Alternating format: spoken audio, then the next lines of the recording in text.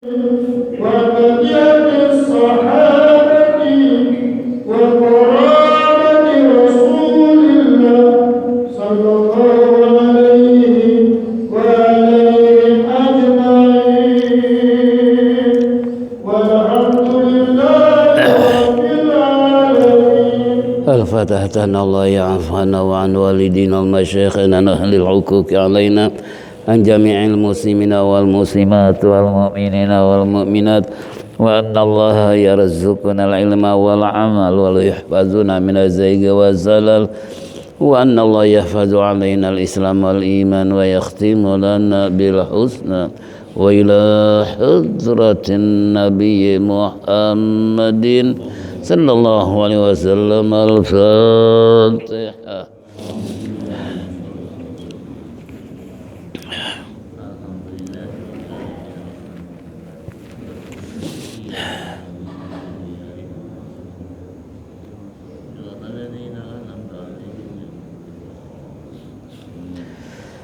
يا ربي بالمصطفى بلغ مقاصدنا واغفر لنا ما مضى يا واسع الكرم.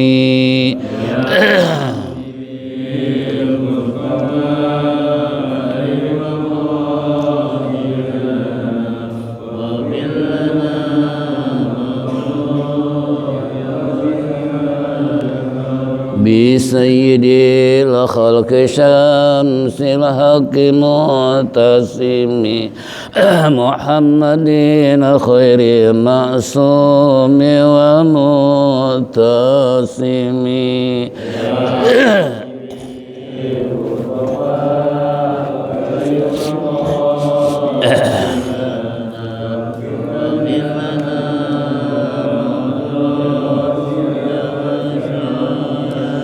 له فرارة حبيب الله حجته ومصدر الفضل والعرفان والكرم.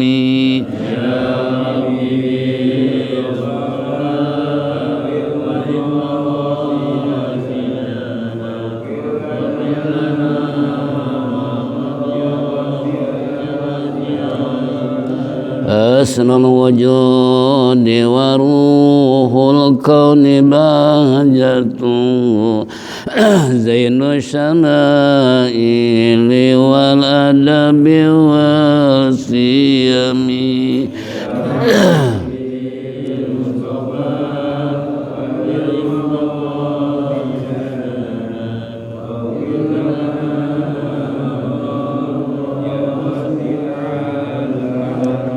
مطهر الأرض من النجس ومن درني من عبد وسن أو عبد صنم. يا رب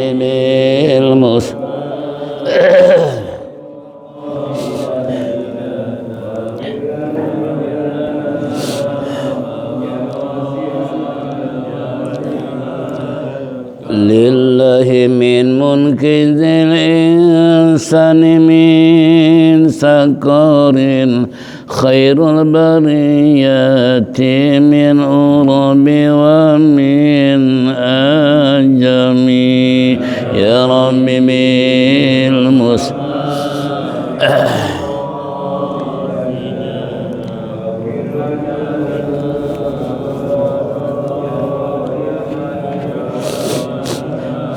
اللهم صل وسلم وبارك عليه.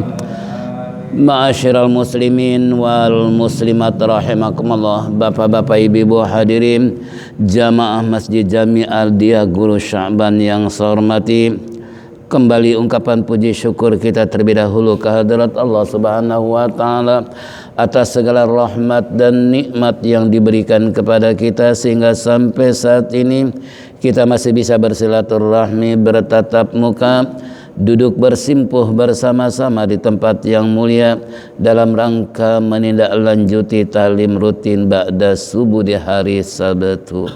Oleh karena itu manfaatkanlah sebaik-baiknya untuk lebih meningkatkan wawasan kita, memperkuat ukhuwah Islam di antara kita, dan sekaligus menanamkan iman dan Islam kita agar tumbuh takwa kepada Allah dengan sebenar-benarnya takwa. Harapan kita tentunya mudah-mudahan apa yang kita lakukan semuanya mendapat ridha Allah Subhanahu wa taala, taufik dan hidayah, rahmat dan inayah selalu menyertai kehidupan kita sehingga kelak mati husnul khatimah. Amin ya rabbal alamin.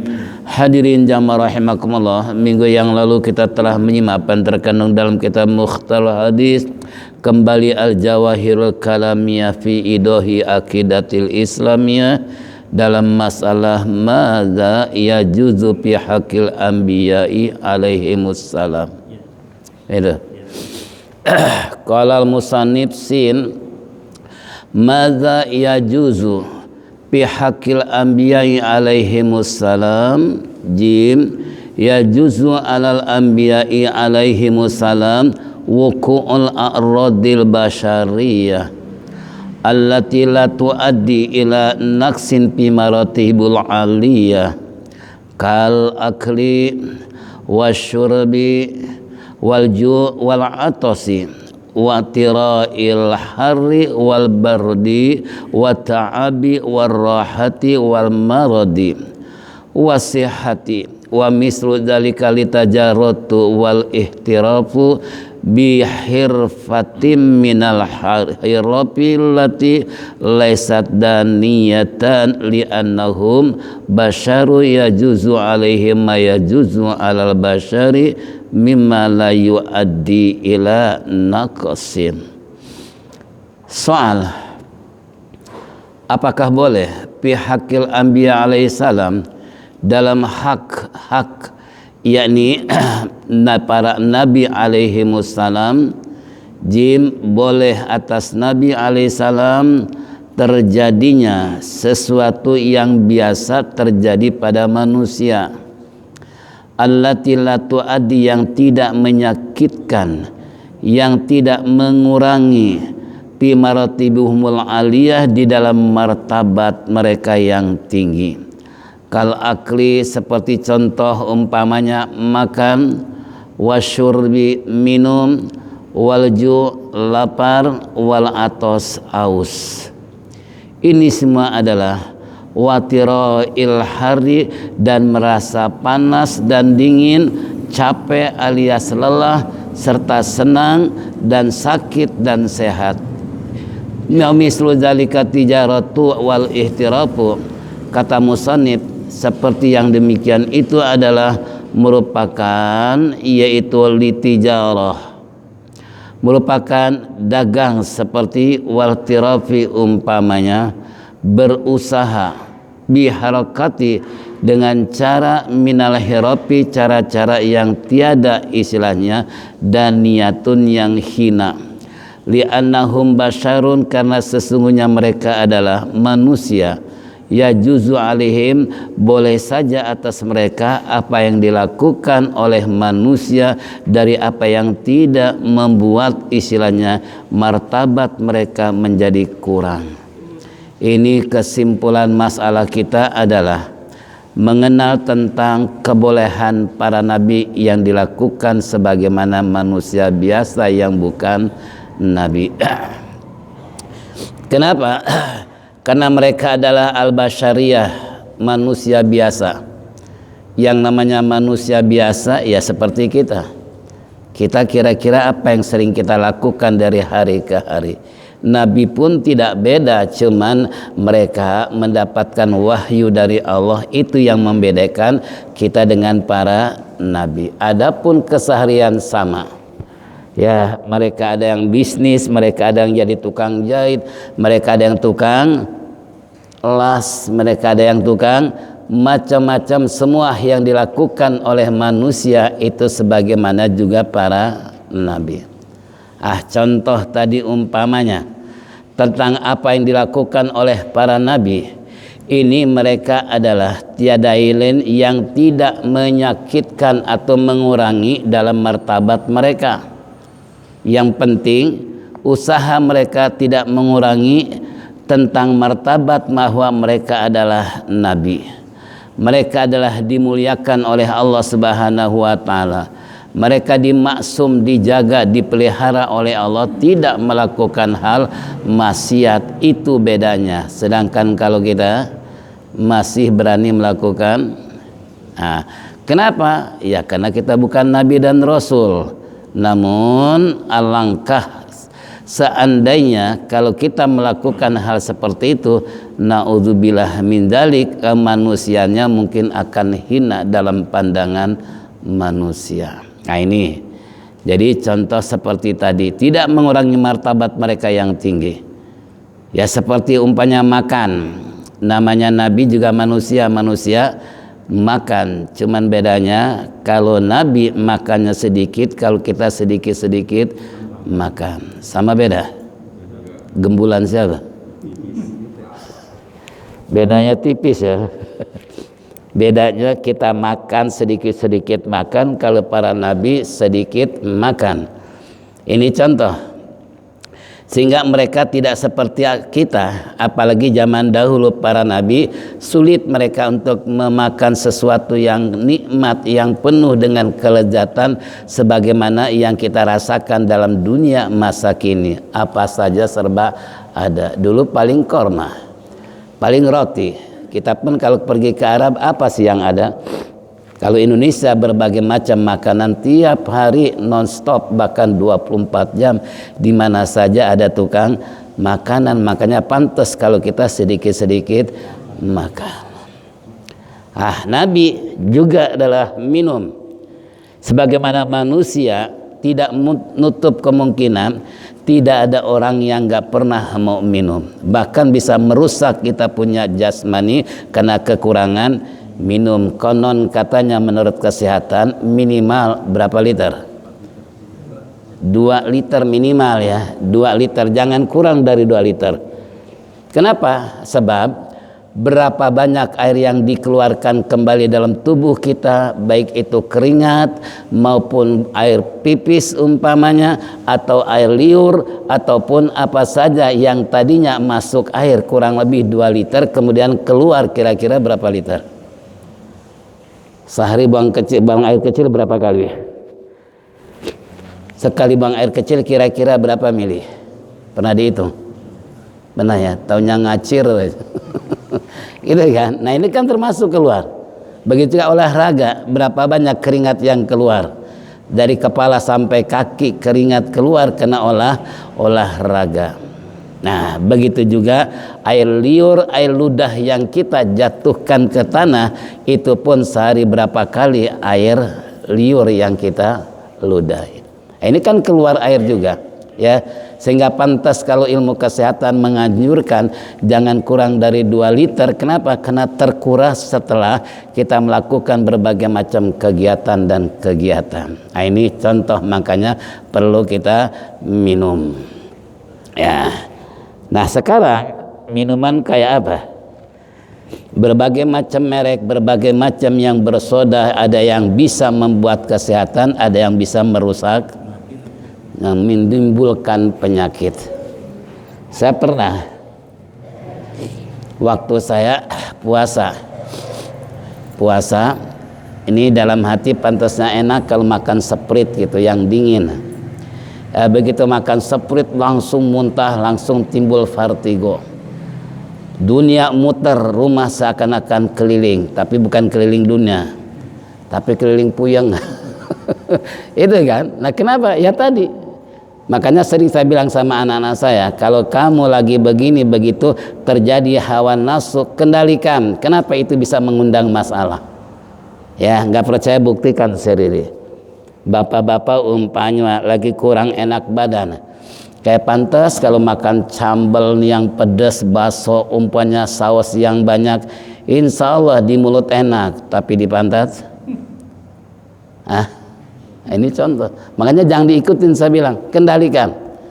Insya Allah dengan pengendalian tersebut yang seharusnya kita menderita malah menjadi sehat dan normal. Ini masalah makan. Ya, masalah minum, apalagi sekarang minuman-minuman yang berkaleng yang terkadang beberapa bulan, mungkin tahunan baru kita minum, mengendap, kira-kira jadi apa? Jadi sehat apa penyakit? Makanya saya menghimbau kepada orang-orang bapak-bapak yang manula, manusia lanjut usia, jangan coba-coba meminum makanan yang kalau nggak percaya buktikan sendiri ya. Nah, ini hanya menghimbau supaya stamina kita tetap sehat, normal, menghindar dari minuman-minuman yang bisa membuat diri kita menjadi lemah alias penyakit. Ini minuman. Makanya Allah perintahkan, ya ayyuhalladzina amanu, hai orang-orang beriman, kulu washrabu halalan thayyiba, wahai orang-orang beriman, makanlah kamu dan minumlah kamu tapi yang halal dan yang bergizi. Nah, ini menurut Menteri Kesehatan kan selalu dianjurkan bagaimana supaya kita tubuh sehat. Ternyata Islam sudah punya konsep tersendiri berdasarkan firman Allah, makanlah yang halal dan yang bergizi. Kenapa Rasulullah Allah perintahkan hal seperti itu? Kenapa kita harus makan yang halal, tidak boleh yang haram? Di samping dosa besar dan akan mendapat siksaan Allah, baginda Rasulullah telah menyabdakan, kullul lahmi nabata min haramin pannaru aula bihi, setiap daging yang tumbuh dari barang haram, neraka yang paling utama. Na'udzubillah min. Makanya kita kalau memberikan makan terhadap anak super hati-hati, jangan asal dikasih, apalagi kita sendiri. Kita dianjurkan untuk melakukan 5M, tapi ada yang lebih hebat lagi, 14M. Hah? Oh, 17M ya? M apa? Oh, ember. Kita dianjurkan melakukan 3M, tapi hebat mereka, lebih dari 3M sampai 17M. Masya Allah, pantesan itu yang namanya supermi, dari kelas tinggi, kelas mahal menjadi kelas nggak taunya na'udzubillah min dzalik. Nah, itu kalau kita memberikan makan terhadap istri dan anak barang yang haram, Nabi sudah mengingatkan lebih utama adalah neraka. Berarti di sini pandai-pandai memfilter, menyaring makanan yang diberikan kepada anak dan istri supaya jangan sampai gara-gara kita salah kasih makan, ternyata mengakibatkan fatal masuk ke dalam neraka yang paling utama. Ya, makanya kemarin ada polisi yang akekah di gedung yayasan.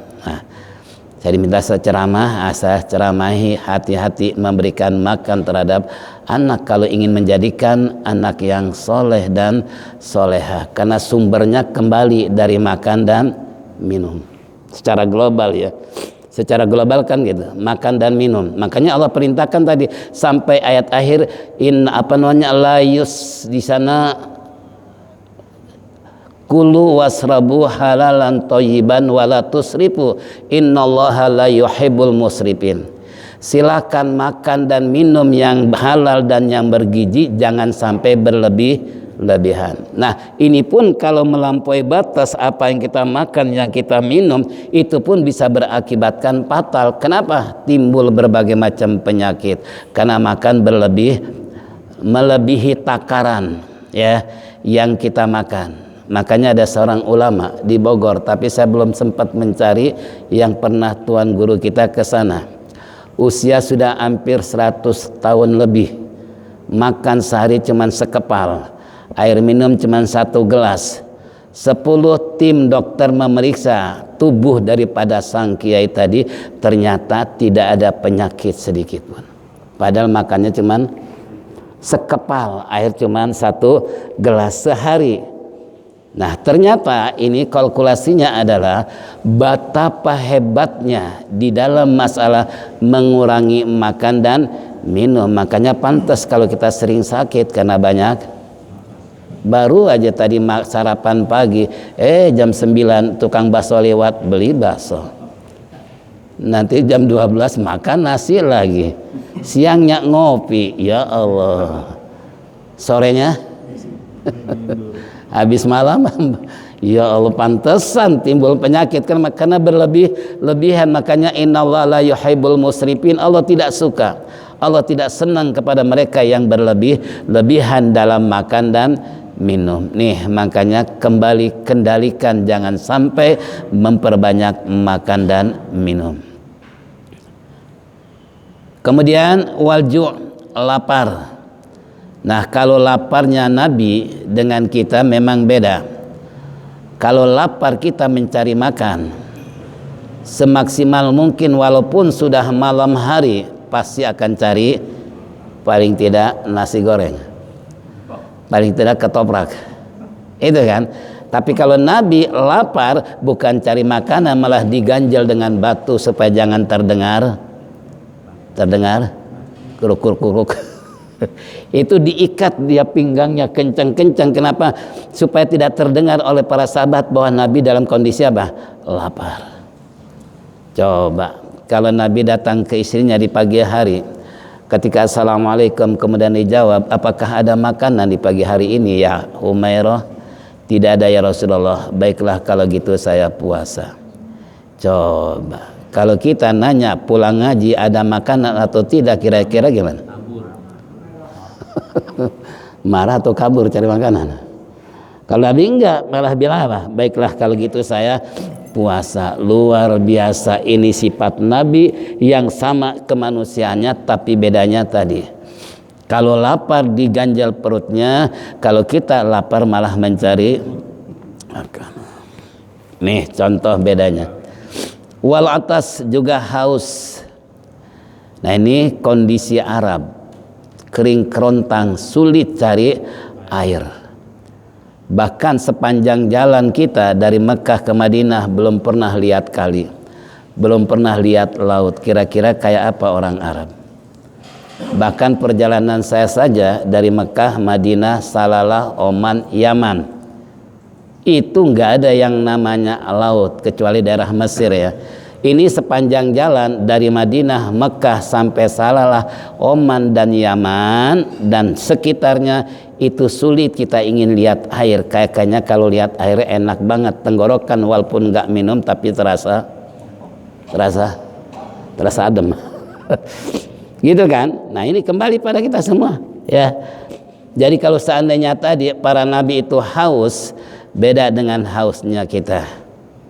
Terkadang baru aja datang langsung buka kulkas, kira-kira sebotol habis gak? Masih kurang. Masih nambah. Nah, kalau Nabi, makanya dicontohkan bagaimana cara Nabi minum. Nah, ini coba kita lihat ya. Nabi kalau minum minimal 3 kali surupan. Tahu serupan? Diseruput ya. Diseruput nih kayak model gini nih. Oh, masih panas. Kalau bahasa kita diseruput, 1 kali sedikit, 2 kali agak banyak, 3 kali bukan habisin. Lebih daripada ukuran yang 2. Itu Rasulullah minumnya seperti itu. Tapi ada seorang Habib yang mengatakan kalau ingin sehat habis makan jangan minum selama 1 jam dulu. Coba model kita bisa nggak begitu? Habis makan nih tunggu 1 jam, kira-kira gimana? Keselak. Ya Allah Rabbi. Ini ada salah satu resep yang menyatakan kalau ingin sehat habis makan jangan minum dulu. Malah sunnah Rasulullah kalau habis makan kita jangan tidur tapi melangkah minimal berapa langkah? Berapa langkah? 100 langkah ya. Untuk apa? Untuk menterisir kita punya makanan dalam tubuh dan minuman tersebut. Nah, sehingga tergodok istilahnya makanan tersebut dengan melangkah dengan jalan atau alternatif zikir. Habis makan jangan langsung berbaring, langsung tidur. Ini yang bisa menimbulkan bahaya. Ya, timbul penyakit. Kenapa? Ya tadi. Jadi kondisi kita kekenyangan, kemudian si makanan tersebut nggak digerakkan, nggak diproses dalam usus kita. Ini bisa jadi mudah terpengaruh dengan penyakit. Tapi kalau kita jalan olahraga dulu atau minimal alternatifnya adalah zikir kepada Allah, itu pun sama. Ya, ini sebetulnya Islam begitu indahnya telah memberikan solusi yang terbaik buat umat Rasulullah di dalam masalah urusan makan maupun minum. Nah, ini pun adab-adab yang dikerjakan Rasulullah sebagai contoh. Nabi makan minum harus pakai tangan kanan. Kalau kita ya kadang-kadang kanan, kadang-kadang kiri. Lebih banyakkan mananya? Apalagi yang prihatin di acara syukuran, acara tahlilan, orang ramai, terkadang masih juga berani minum pakai tangan kiri. Ada nggak di sini? Ada nggak? Yang mana orangnya? Nah, kita sering bahas, kita sering istilahnya mendengar bahwa Rasulullah Shallallahu Alaihi Wasallam adalah tidak pernah makan dan minum pakai tangan kiri. Kenapa? Karena di sini ada penyakit hati yang disebut namanya arogan, sombong. Coba kita lihat orang minum pakai tangan kiri, kira-kira gimana? Kan nggak sopan, nggak beradab. Coba pakai tangan kanan, masya Allah, betapa indahnya, gitu kan? Tapi kalau tangan kiri, ya Allah, kayaknya bos banget. Ya, ini tolong, itu adab makannya saja Rasulullah ajarkan seperti itu. Ya, nah ini tentang masalah aus dan lapar. Kemudian juga baginda Nabi kita, para Nabi Sallallahu Alaihi Wasallam, mereka istilahnya tidak menginginkan kita makan dan minum yang panas dan terlalu dingin. Minum kopi kayak minum air ataupun makan nasi atau makan bakso, itu sebetulnya jangan terlalu panas, jangan terlalu dingin. Jadi tengah-tengah. Kira-kira kalau bahasa kita apa? Sedang. Seukuran kalau dicelupin tangan enggak apa? Ya. Ini termasuk. Jadi itu Rasulullah, para nabi adalah mereka istilahnya terasa istilahnya panas maupun dingin, itu para nabi itu menghindar. Kenapa? Coba kita kaji tentang ilmu kesehatan di dalam masalah gigi. Kalau kita minum yang panas dan minum yang dingin, ini akan cepat rontok dia punya apa? Gigi. Kalau nggak percaya buktikan sendiri. Kalau nggak percaya, makanya di sini saya mengingatkan khusus pribadi, jangan minum terlalu dingin, juga jangan terlalu panas. Khairul umur awsatuha, sabda Rasulullah, yang paling banyak peurusan adalah yang tengah-tengah, dingin jangan panas. Nah, kalau kita udah dari kulkas tambah batu es, kira-kira kayak apa? Itu pun kurang puas, pakai apa lagi kira-kira? Udah ketahuan air kulkas dingin, kurang puas pakai batu, kira-kira lebih apa? Masya Allah, ya bisa jadi. Jangan disalahkan istilahnya tenggorokan kering setelah minum atau timbul batuk. Kenapa? Rasulullah mengajarkan umatnya kalau minum maupun makan jangan yang panas, jangan terlalu dingin. Jadi sedang-sedang saja. Ya makanya tadi saya nggak berani minum karena panas. Bukan takut apa-apa, lidahnya nanti apa? Minum sekarang nanti sampai rumah nggak bisa minum karena perih lidahnya. Gara-gara apa? Itu kan gitu. Ini kembali ya. Kembali buat kita semua bahwasanya kita sebagai umat Rasulullah sudah dicontohkan ya. Juga istilahnya at-ta'ab, tentang masalah lelah letih, itu sifat manusia. Nabi pun sama ya. Ada letih, ada capek. Apalagi kalau kita habis olahraga, ada nggak rasa capek? Ada nggak rasa letih habis bekerja berat? Ada. Itu manusia. Nabi pun sama. Kemudian rohah, rasa senang, rasa gembira. Enggak selamanya orang hidup akan sedih dan nangis, tapi suatu saat akan terjadi kebahagiaan, kesenangan, senyum dan tertawa. Itulah dunia silih berganti. Makanya nggak mungkin selamanya orang murung aja, gitu kan? Nah, lambat laun kalau murung terus kan bisa jadi stres. Makanya sekali-kali kita mencari kesenangan untuk membuat refreshing hati dan pikiran menjadi tenang, pulih kembali. Biasanya kalau model kita kan obatnya cuma tidur doang, pikiran lagi rumit, lagi ruwet. Padahal konsep Al-Quran, konsep baginda Nabi kita Muhammad SAW, kalau pikiran terjadi seperti ini, solusinya baca Quran, perbanyak zikir, karena Allah mengatakan ala bidzikrillah tatmainnul qulub. Ketahuilah oleh kalian, pikiran gak akan tenang kecuali yang selalu zikir kepada Allah. Nih ya, jangan kita zikir waktu susah aja, waktu senangnya lupa. Ada nggak model kayak begini? Siapa? Pak Janal? Ya itu tadi. Jadi kalau seandainya kita waktu suatu senang, waktu sedih umpamanya, itu suatu hal yang logis, yang biasa, sebab manusia. Wal marad, juga sakit. Nabi pun sakit. Tapi cerita Israiliyat bagaimana Nabi Ayub konon katanya puluhan tahun sampai keluar belatung segala macam, itu kira-kira menurut akal benar apa salah? Benar apa salah? Memang ada kitabnya yang menceritakan seperti itu, tapi kita harus menyaring kalau namanya agama akan sesuai dengan akal pikiran.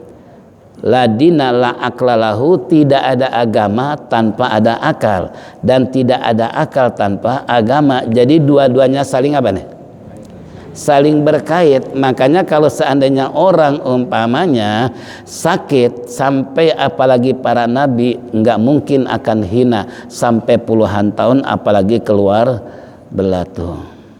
Itu kan? Nah ini kembali contoh Nabi Ayub yang terkenal dalam sejarah, katanya beliau adalah sakit sampai puluhan tahun, sampai istrinya mengeluh karena dia tadinya termasuk orang kaya, banyak hartanya, banyak istrinya, banyak anaknya, namun dunia diputer oleh Allah, kesenangan, kebahagiaan sepintas, itulah manusia. Makanya kita kalau merasa kaya, merasa cukup dengan sesuatu, ingat suatu saat akan terbalik. Sekarang jaya, besok no. Itu kan, sekarang kita ada di atas, suatu saat kita ada di bawah, percis kayak roda pedati.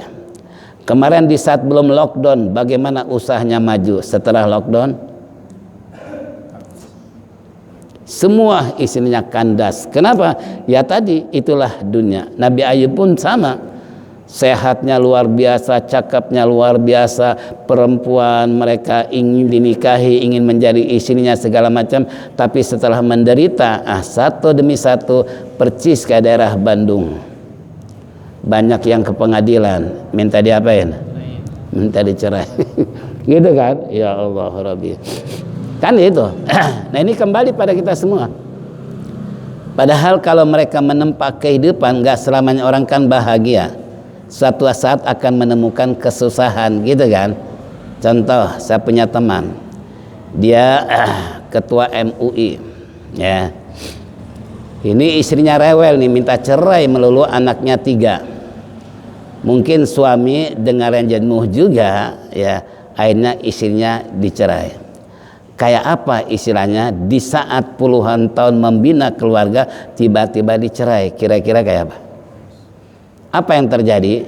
Laki-laki tidak ada kesulitan untuk menghadapi kehidupan, tapi kalau istri punya anak 3, kira-kira besok makan apa? Kalau ada suami kan ada curhat, ada cara untuk istilahnya, bang nggak ada beras hari ini, ya baiklah kalau gitu kita puasa. Tapi ada nggak keluarga kebegini? Ya Allah Rabbi, kan gitu. Nah akhirnya apa? Akhirnya dia mendapatkan seorang istri janda yang punya kontrakan 50 pintu, nggak punya anak lagi. Di sisi lain Dengan istri yang pertama punya anak 3, istrinya rewel minta cerai, setelah dicerai ternyata istrinya nyesel. Kenapa? Ya tadi, begitu nikah dengan janda tanpa anak, punya kontrakan 50 pintu, kira-kira kayak apa bahagianya? Akhirnya istrinya minta balik lagi alias rujuk.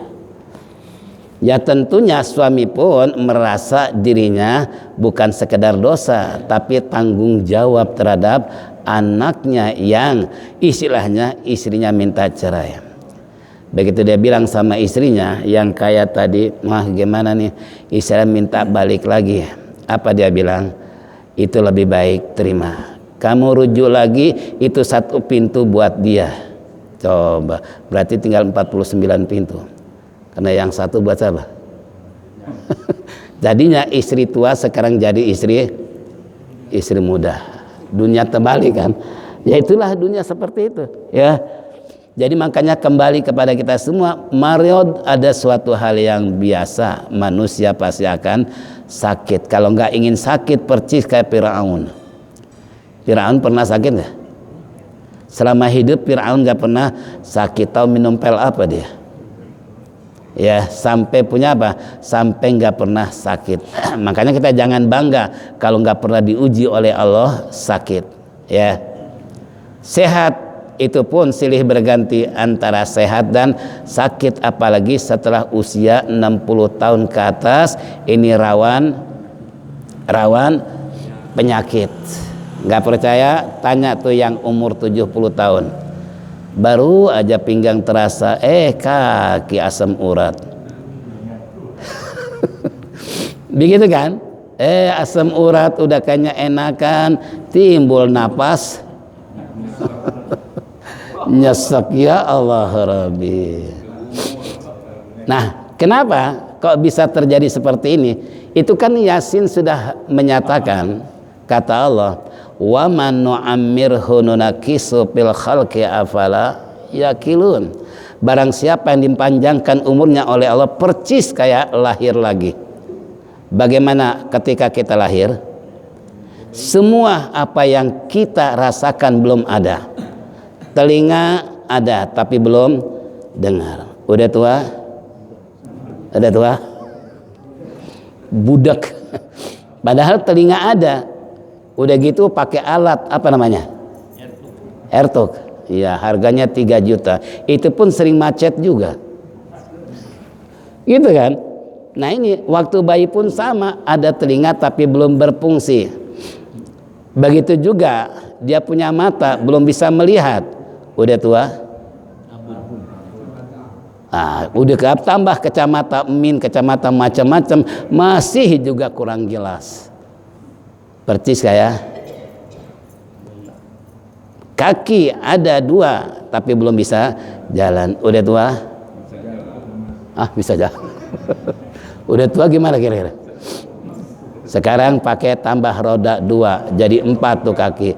Masih juga istilahnya merasa perih, merasa sakit ketika berada di kursi roda. Coba, udah tua kan begitu. Ya. Nah punya mulut pun terkadang makan percis kayak bayi. Nggak semua makan bisa dimakan. Kenapa? Karena giginya waktu bayi ada nggak gigi? Percis kayak begitu. Itu Allah sudah menyatakan wa man nu'ammirhu nunakisu fil khalqi afala yakilun. Apakah mereka nggak berpikir? Apakah mereka nggak pernah istilahnya bahwa suatu saat saya kalau dia tua percis kayak bayi lagi? Udah gitu anak kecil rawan sakit. Nah ini dia. Kita pun udah tua rawan sakit. Makanya bagaimana cara untuk memeliharanya? Itulah resep yang harus kita gali. Ya, jadi nggak aneh berputarnya dunia ini sebagaimana yang Allah jelaskan dalam surat Yasin tadi, siapapun yang dipanjangkan umurnya percis kayak semula lagi. Ya. Ada telinga nggak dengar, punya mata rabun, punya mulut nggak enak makan, giginya nggak ada gara-gara tadi itu minum air es, minum air panas, begitu makan kacang goreng, makan sate, ya Allah. Ini kembali buat kita semua. Kemudian apa lagi? Yaitu wa mislu zalika tijarah, juga perumpamaan yang demikian bukan saja adalah makan, minum, lapar maupun haus, serta sakit dan sehat, senang dan capek, itu seperti biasa. Namun juga para nabi pun punya usaha tijarah, mereka bisnis, mereka dagang. Seperti contoh Nabi Idris, tukang apa? Tukang jahit. Suatu saat iblis datang bawa telur. Ya Idris, Tuhan kamu katanya maha kuasa, maha hebat. Coba, bisa nggak Tuhan kamu menusuk dengan jarum ini telur? Nabi Idris dengar begitu, lagi asik ngejahit, tiba-tiba datang iblis. Nabi Idris tahu ini adalah iblis. Apa yang dilakukan oleh Nabi Idris? Ternyata begitu dia ambil jarum, bukan telur yang ditusuk, matanya yang ditusuk. Makanya iblis matanya sebelah. Ada yang mata sebelah di sini? Itu kan cerita Nabi Idris gitu kan. Nah itu diledek oleh iblis, disangkanya Nabi Idris akan biarkan begitu saja. Begitu dia ambil jarum, bukan telur yang ditusuk, malah matanya yang ditusuk. Nah ini contoh, itu Nabi Idris, pemandai besi. Nabi apa? Daud. Nabi Daud. Kan ada doa. Kalau usaha kita bangkrut, kendor, banyak utang, baca doa Nabi Daud. Apa di sana? Allahumma antal azizul kabir wa nahnu abiduka dalilud dhaif, Allahumma sakhirli kama sakharta fir'auna li Musa walayli quluban nas kama layantal hadida li Daud. Ya Allah, lunakanlah istilahnya hati mereka, siapapun, baik yang mau nagih supaya pikirannya lunak, mau nagih nggak jadi. Bukan berarti datang kolektor cincinnya 8, kumisnya kayak Pak Oga, orang tampangnya tinggi besar, gitu kan. Nah dengan doa Nabi Daud tadi, ya Rob, lunakan hati mereka, jangan keras, jangan kasar, jangan lain-lain sebagainya, sebagaimana Nabi Daud mampu melunakkan besi. Nah kalau besi dipegang Nabi Daud lumer, persis kayak model megang tape kita. Kalau kita megang tape diperas, kira-kira gimana? Itu besi seperti itu. Makanya Nabi Daud termasuk pembadai besi. Makanya kita heran, waktu pergi ke Jeddah, di sana ada sepeda Nabi Adam. Sepeda Nabi Adam. Udah gitu, Nabi Adam kan tingginya berapa meter? Itu 75 meter, 150 hasta. 75 meter, sedangkan sepedanya cuman 3 meter. Kira-kira sampai di mana? Ada sampai di lutut? Nggak sampai ya. Kita begitu lihat lewat mau ke Jeddah, tuh bapak-bapak, ibu-ibu, lihat tuh sepeda Nabi Adam. Dalam artian emang Nabi Adam udah ada besi gitu. Itu pun peleknya udah berantakan. Ban kemana, pelek kemana, gitu kan. Nah ini kembali, orang kita terkadang latah kalau dalam perjalanan melihat sesuatu, umpamanya langsung merasa aneh. Padahal kalau kita pikir ulang, apa iya zaman Nabi Adam udah ada sepeda? Lawang nyari Siti Hawa aja 300 tahun nggak pakai sepeda. Boro-boro sepeda, besinya aja belum apa. Nah ini kan semenjak zaman Nabi Daud alaihi salam. Ya, begitu juga Nabi kita Muhammad SAW bisnis, kan gitu. Nah ini kembali, itu tidak mengurangi martabat mereka. Ya, mereka dengan baik tijarah maupun ihtirab, mereka usaha dengan berbagai macam cara yang dilakukan, yang penting halal. Kalau orang sekarang bukan halal haramnya, yang penting yang penting laku, yang penting dapat. Ya, ingin jalan pintas, ya tadi. Ya, yang memakai 17M. Ya, itu kan mengharamkan segala cara. Karena haram itu ada cara, ada zatnya. Babi, anjing haram. Kenapa zatnya? Tapi korupsi Uangnya halal, cuman caranya yang haram. Uang halal haram? Halal, tapi caranya bisa menjadi haram. Ya contohnya tadi yang manipulasi, yang sogok menyogok, yang mengurangi timbangan, yang mengurangi literan dan sebagainya, itu halal berasnya tapi caranya haram. Mengurangi apa? Timbangan. Nauzubillah min dzalik. Nah, ini adalah semua laisat dan niyata li annahum basyarun yajuzu alaihim ma yajuzu alal basyari mimma la yuaddi ila naqsin, yang tidak mengurangi nilai kemanusiaan bagi mereka, dan martabat yang tinggi bisa jadi kurang, tidak, walaupun mereka bisnis, walaupun mereka dagang, walaupun mereka sakit, itu enggak mengurangi martabat mereka. Nah, inilah selesai sudah masalah kita. Nanti mal hikmatu fi huluhukil amrodi wal alami bil anbiya. Bagaimana istilahnya para nabi ketika diberikan sakit oleh Allah yang sangat menderita. Wallahu alam bissawab. Masih ada waktu? Masih banyak. Berapa menit lagi? 3 menit lagi. Kita break dulu sejenak. 8 menit.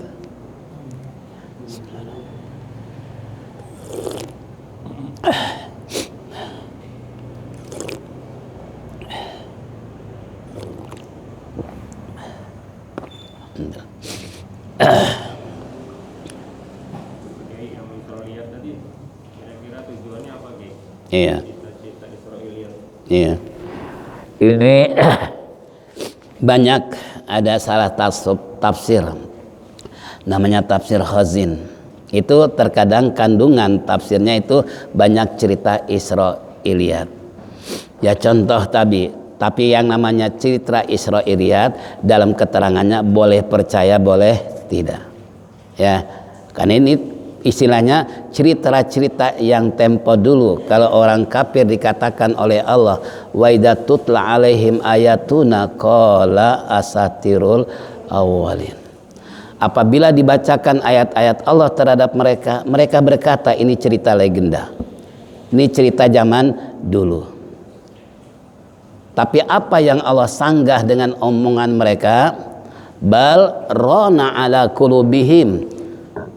Bukan ini sekedar cerita dulu, tapi memang hati kamu yang sudah bekarat, kata Allah. Nah, ini sanggahan Allah ketika dibacakan ayat kepada mereka, ini cerita zaman baheula. Nggak masuk akal. Cerita Israiliyat pun persis seperti itu. Makanya dalam tafsirnya boleh percaya boleh tidak kalau kita dengar cerita Israiliyat. Contoh banyak seperti tadi Nabi Ayub umpamanya, atau nabi-nabi yang lain umpamanya. Itu ada mengatakan itu cerita Israiliyat, ada mengatakan bukan. Ini ikhtilaf dalam penafsiran ayat. Ya. Nah, tinggal kembali kita sejauh mana istilahnya menyaring ayat-ayat yang Allah turunkan pada Nabi kita Muhammad sallallahu alaihi wasallam dalam pemahamannya. Nah, ini cerita Israiliyat. Termasuk tadi, apakah Nabi Adam benar 300 tahun baru ketemu? Ya, apakah benar umpamanya nabi istilahnya ketika Nabi Idris dikejar oleh iblis masuk ke dalam satu pohon, kemudian pohon tertutup kembali, kemudian ada suara yang ngasih tahu bahwa Idris ada di dalam pohon. Begitu digergaji oleh iblis hampir kena tubuhnya, dia teriak. Apa kata Allah? Ya Idris, kalau kamu teriak saya akan PHK kamu, saya akan cabut kenabianmu. Coba kira-kira cerita ini benar apa salah? Kan itu yang namanya bisa benar bisa itu kan. Nah, ini penafsiran tentang cerita Israiliyat. Itu banyaklah. Udah. Baiklah hadirin jamaah rahimakumullah. Ini saya memang kalau sore hujan, terkadang tugasnya malam subuh, sering kehujanan. Itu pun kembali tadi namanya manusia, kena hujan sakit atau flu dan lain sebagainya ya. Tapi mudah-mudahan pelajaran buat kita semua dan permohonan kita pada Allah, mudah-mudahan kita selalu diberikan kesehatan oleh Allah Subhanahu wa taala dan kita bisa melakukan istiqomah di dalam ibadah sehingga kelak kita mati husnul khatimah. Baiklah, kita tutup dengan zikir tauhid. Falyatafaddal mashkur.